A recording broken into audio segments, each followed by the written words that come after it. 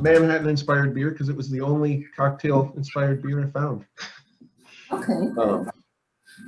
So, cheers. So, cheers. What do you think? Do I like it or not? Well, I can tell you before I say I do not like it.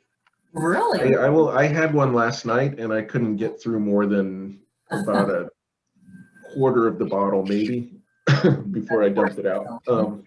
That's unusual for you to say. It is. I don't know. Something about it doesn't. I can see where you wouldn't like this, though. It does not taste like a beer. But I do like it. I think this is great. I actually like it well. I find this very nice. I think this might be a first that I like a beer and you don't. Has that ever happened? It probably is. I thought you might like this one because it's super malty. I would totally buy this again. This is probably my top 3 to 5 of all the ones we've done. January. So the description doesn't say much about it. I can guarantee you it's aged in a whiskey barrel. Mm-hmm. It seems like it might have some rye in it, like rye malt. And it's strong, 12.5%. Okay. Ah, yes. Reminds me of your story about the frat boy. Exactly. Yeah, it tastes like it would be high in alcohol content. Yeah. So, are we ready for your first reading? Sure. And this is from the Path That Shines. So this is actually, I'll make a comment about the cover that I'm holding up for those who are watching the YouTube video. This cover, the word polymath is sort of, same as saying you're Renaissance man. This is actually a painting that Chris did. And so in the original painting, I believe, was this circle just black?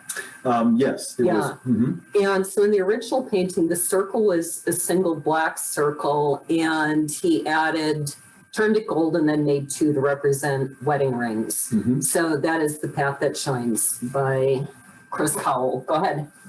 And this is from chapter 7 of the book. So we're firmly into the medical journey at this point. September 2nd, 5:26 p.m. Bonnie is now home. She was discharged today with a few more meds, but glad to avoid hourly blood glucose checks, continued IV, and other very annoying aspects of daily life in the hospital. Her platelet count is now up to 68,000. This is above 50,000, an important level, and far above the low 30s where it was for a while. Normal is closer to 150 to 450,000, but we'll take anything above 50.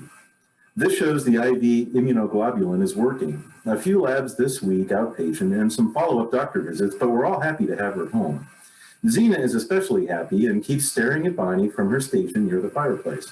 Thanks for your continued support, and we look forward to staying out of the hospital now. Smiley face. Okay, some good news for a change. In my journal entry, I reported that the IVIG is working. In actuality, we could really only commit to maybe working, but her counts have been down so low and for so long that to see any progress seemed to be a good indicator that the change, in this case the IVIG, was helping. Her production engine was working, her count was coming up, and we seemed to be preventing destruction, whether it was through hemolysis, which is the physical destruction of cells in the spleen, or an overactive immune response, or the immune system invalidly identifying proteins on cell surfaces throughout the body, latching onto them and chemically or biologically destroying the cells. September 2nd, take 2, 9:34 p.m. Nurse Hubby reporting for duty. Evening prescriptions, check. Blood glucose, checked and recorded, check. Postprandial insulin, check. Sub-Q heparin doses, check. Kinesiology tape, trimmed, cut, shaped, and stretched onto the right arm edema, check. Peritoneal dialysis setup, complete, check. PD transit, cleaned and prepped for connection, check. PD initiated, check. Repeat twice daily for foreseeable future, check. Sigh, it's good to have her home, though. First on the list, celebratory dinner at Applebee's for Bonnie, complete with substantial dose of PO, or oral, beer for the nurse. Smiley face. Remember that fear back in July when she got back from her first strokes about an accident happening in the house, about every possible thing going wrong? It's back. But this time it's countered with the assurance that I got through it before and I can do it again. And in this case, we're starting a couple of steps ahead because her rehab from this stroke has already gone really well. Some question marks about the immune therapy, but initial positive indications, so far, so good. September 4th, 3:28 p.m. Bonnie continues to rest and unwind from the stressful hospital stay. Med compliance has been and remains an ongoing issue, but she has a couple dozen meds delivered at different times of days and with different routes, shots, pills, suspensions, etc., so it is a lot to consider. Attempting to think up novel ideas to improve compliance, at least for the 6 to 8 injections she needs per day. I only need to do sub-Q. Hey, I'm really getting this medical lingo down. Sub-Q injections are subcutaneous, done just beneath the skin. You don't have to go deep into muscle or find a vein. The medical compliance, we really don't want to be back in the ER. The nausea was the toughest thing. The anti-nausea meds, either pills or tablets that dissolve under the tongue, really don't do a great job on serious nausea. Bonnie could barely choke down a sip of water, and huge pills required a significant gulp or a whole glass. She had always had a strong gag reflex, so she would tend to take her pills with her chin down, gulping down a whole lot of air, gagging away. Talk about an excellent way to bring everything right back up. Water, pills, a bout of nausea, a stomach load of air. It was a miracle that anything got in and stayed in. Frequently, it did not. So the major episode shovel might be put away in the garage, but the smaller, gee, I wonder if she's getting enough meds to keep her out of the ER shovel was tucked away right under the bed. Yeah, I think we need cocktails just listening to it. Very, very hard time. We have a theme because it's going to be released in February. We have a theme of love. And, there's deep and genuine love lost in this through your readings, actually. Love lost, love gone wrong, love found. It's often said that love is the most written about subject by poets, novelists, philosophers. But a lot of that writing really focuses on the good times. And yours in this does not. It's focusing on a very tragic time, on a time of sacrifice and the actions that love can require that are not happy or fun. Why do you think so few writers write about that aspect of love? Well, I think, it kind of comes from the root of those words. The idea of sacrifice, sacre plus facere, making or doing, and the idea of sacrament, the idea of obligation or allegiance or sacrare, consecrate. This is the meaning of marriage, and the idea of what you say, I do, that is the making or doing. And, it is that obligation that, as Bonnie was trying to stay alive in this world for me and Emily, our daughter, I was obligated to get her through this struggle as well. And that was the reason I was really trying to write this book, was to document that mutual obligation, that sacrament to each other, through that. And you're right, that really is the difference that we see in a lot of love, the so-called love, and the reason the divorce rate is so high, 50% or higher, that this is a very different kind of aspect of love that I wanted to document. So define the shoveling and the shoveler. That I don't think you mentioned it in this reading, but throughout the book you talk about the shoveler. What is the shoveler and the shoveling? At any given moment, as I document in the book, there were literally 12 serious illnesses and 12 different specialists that Bonnie had at any given stage, any one of which an axe could have fallen and literally almost killed her overnight or immediately.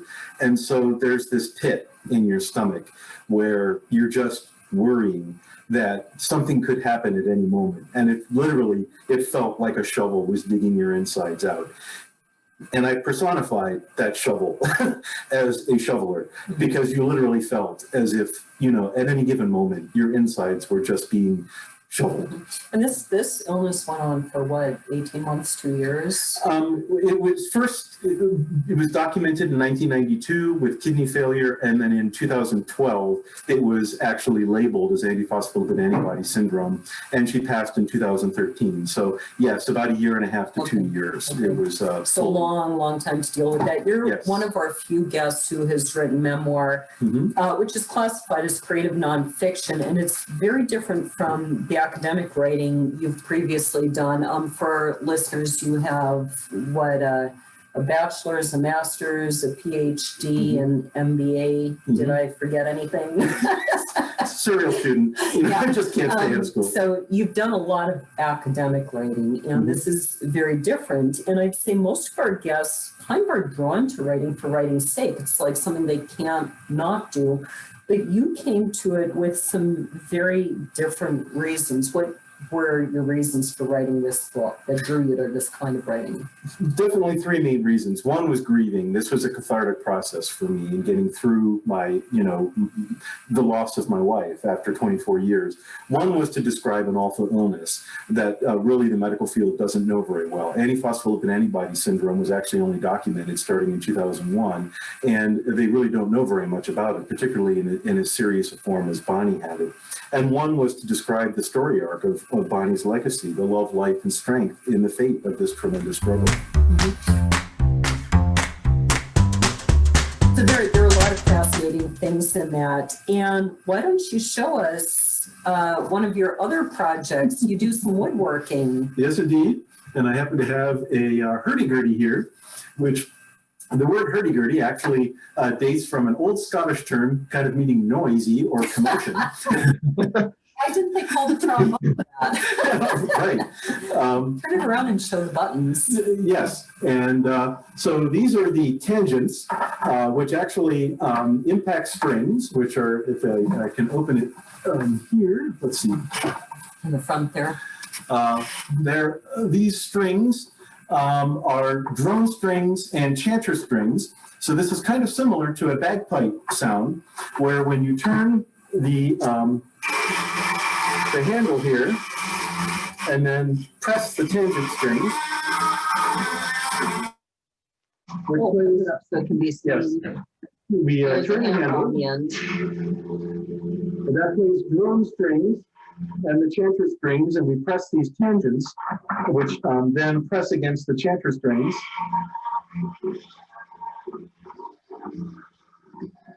While the drum strings are still playing.